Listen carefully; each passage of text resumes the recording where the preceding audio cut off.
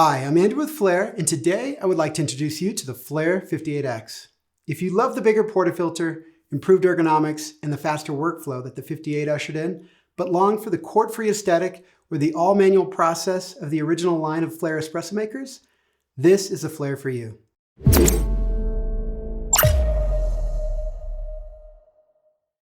The Flair 58 and the 58X function exactly the same when it comes to pulling the shot. The only real difference is how you get the brewing components up to temperature. Whereas on the 58, you have an electric assist dry preheating, with the 58X, you're kicking it old school with water or steam. One thing to note, you can upgrade to the electronics of the Flair 58 at a later time, but in order to do so, in addition to a controller and power supply, a completely new brewing cylinder with the heating element installed is required. For this reason, choosing to upgrade later on will cost you roughly twice the difference in the retail price between the 58X and the 58. Just like with the 58, you'll receive a preheat cap that can be installed at the base for a fill and dump preheat using water off boil. In addition, you'll also receive an open cap to be used for steam preheats in conjunction with a kettle. This is our favorite method, as it is the most effective, hands-free, and unattended solution. And it promises the highest starting temperatures, but best of all, no wasted water. If you prefer the fill and dump method, be aware that the best results require 2 or more consecutive fills, particularly if you're brewing a lighter roasted coffee. Start with the stem out during the fill, but install it loosely in place while soaking the brew cylinder to ensure it too heats up along with the cylinder. Allow the water and the cylinder to reach thermal equilibrium before any subsequent soaks. We'll be demonstrating with the steam preheat today, using the open cap. Set your kettle to boil to ensure steam generation. Slide the cap on top, remove the lid, and replace it with the brewing cylinder. Using the cap protects the finish on your kettle, as well as acts as a seal to keep the steam from escaping from the sides, condensing into liquid, and streaming down the side of your kettle. Fit the stem loosely in place, leaning over, leaving a gap for the steam to exit. Filter baskets are thin constructs, and when clipped into the portafilter, there will be an air gap all around, preventing conduction between the two thermal masses. For this reason, we can generally get away without having to bring the portafilter all the way up to brewing temperature. And besides, we can't safely prep a basket and portafilter that's hot. Nonetheless, it's a good practice to use steam or a stream of hot water from the kettle to warm it up before prepping it for the shot. Now, while we leave that to heat up, we can focus on preparing the portafilter. You'll find everything you need to brew tasty espresso comes included in the box. In addition to what was already covered, you'll receive a drip tray, a tamper, portafilter, and a filter basket that will work with a range of doses from 16 to 22 grams. Now, if you find yourself with too much headspace or not enough when using your desired amount of coffee, you can swap in any standard 58mm basket from third parties that best suits your preferences. The nice thing about standards is that if we want to bring other tools into our workflow, such as calibrated tampers or levelers, we can easily source them from third parties. Our favorite aftermarket tool, though, is one we can make ourselves for a few dollars or purchase a polished version for just a few dollars more.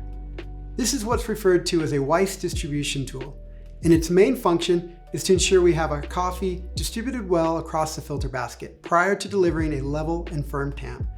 This step avoids locking in any density issues that could result from having more coffee piled up in one place than another, which would leave you with a bed that offers more resistance to flow where higher densities are found. Density issues can lead to uneven extraction, with localized areas under-extracting at the same time other areas are over-extracting.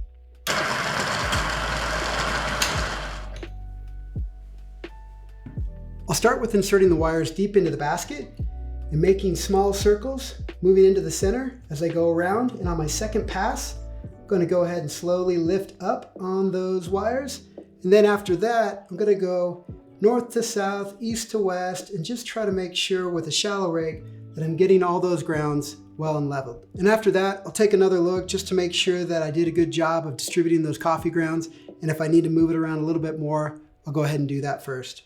As mentioned earlier, delivering a level and firm tamp is the main goal when it comes to tamping. Pushing down until we feel the coffee bed, pushing back, as well as the table, is as far as we need to go with that. I like to use my fingers around the sides of the rim just to ensure that I'm getting a nice and level tamp. If for some reason it doesn't look good to me, I can always make some small adjustments. There's no harm here.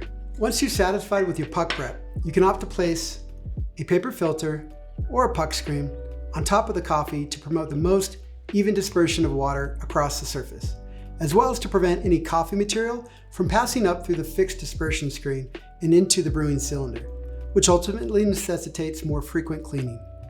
A pack of 58 to 60 millimeter paper filters can be purchased for a few dollars, and this puck screen is available as a separate purchase from Flair's web store. Now it's time to install the brewing cylinder onto the brew base. This step should be put off until just before we're ready to lock in the portafilter, so we're not wasting any thermal energy stored up in the brew chamber. Remove the stem, lift the brew cylinder, and remove the cap. Align the lobes here with the openings here, and rotate counterclockwise until you hear and feel it click. There is a little play here, but that is by design to ensure we are able to click in and click out quickly without the use of any tools. The next step is to lock in the portafilter. Start with the handle pointing at 6 o'clock. And while ensuring that it's nice and level, we'll turn it till it's nice and snug at 4 o'clock. Make sure you have your glass in position to catch the espresso, and if you're using a scale, that it is turned on, ready to track weight and time. We're gonna go ahead and fill up our brew chamber until the water is entered into the well. That way we know we don't have any air left trapped in the system there. And take our stem, turn it into position, engage the hook. We're gonna do a little bit of a pre-infusion first. About 1 to 2 bars, just gonna get some water in there and saturate the puck entirely. I'm just gonna hold that till I see a couple drips like this. And right about here, I'm gonna go ahead and push into 7 bars of pressure. And again, remember we're looking for about 45 grams out in the cup in about 25, 27 seconds. So I'm watching my time, I'm watching my grams, and I'll make adjustments as needed. I'm also backing off the force on the lever just a little bit to ensure that as the flow increases, I can kind of stabilize that. So here we are coming up in our 45. I'm gonna go ahead and lift the lever back up. And this right here makes sure that I can pull off the pull out the cup, I should say, without having drips coming out. So we put our purge cup there.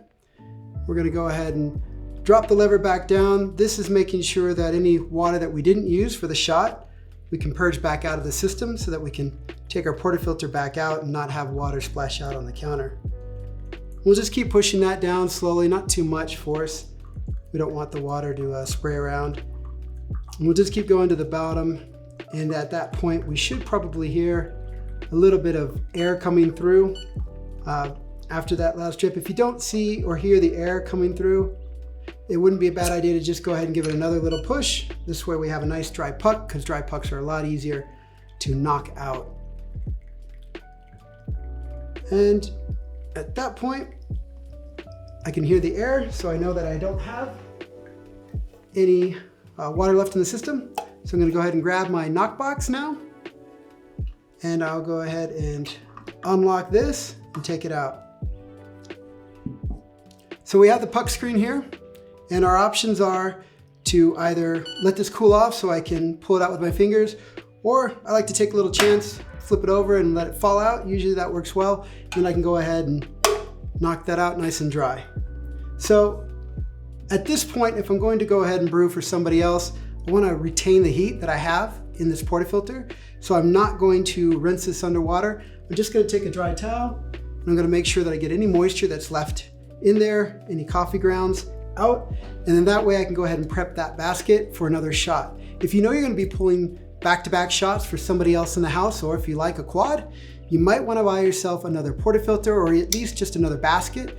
That way I can have that already ground out. The coffee's already ready prepped, and I'm just going to move this into position.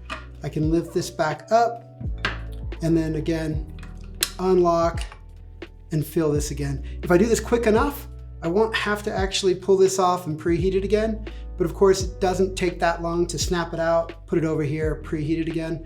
But again, if you have a quick workflow, and particularly if you already have another portafilter prepped and ready to go, or another basket at least, you can probably just get away without having to do a separate preheat. When it comes to maintenance and cleaning, if we used a puck screen or a paper filter, we would not expect to find a reason to clean the inside of the chamber too often, but after a few weeks, we might want to check to see if there's anything to wipe out. You can use the stem to pull the plunger out, as I did, without taking the brew chamber off the base. And we can wipe this out with a paper towel. We can flush some water in there with a cup or a bowl underneath, just to make sure that we clean this area out, keep it performing well. As far as the need to use soaps or detergents, generally speaking, just rinsing and wiping is going to do the job. If you feel the need to do that though, make sure you're finding something that is engineered for coffee equipment, just so that it won't leave behind any residues, off taste, but also, generally speaking, with the silicone and the gaskets and the O-rings there, sometimes using the wrong product with them can cause them to get a little degraded and a little bit of a gummy feel to it. So just make sure if you go to the point of using any type of products that you source the right ones. Every couple months or so, we might remove these O-rings, wipe them down, as well as the grooves they sit in. Afterwards, we can lightly lubricate the O-rings to keep the plunger sliding effortlessly inside. A food grade lubricant or a light flavorless cooking oil can be used on these O-rings. Just wipe the excess back off after reinstalling. And that's brewing with the Flair 58X. If you want to see what it's like to brew with one of our other models, select the corresponding thumbnail. Thanks for watching, we'll see you in the next video.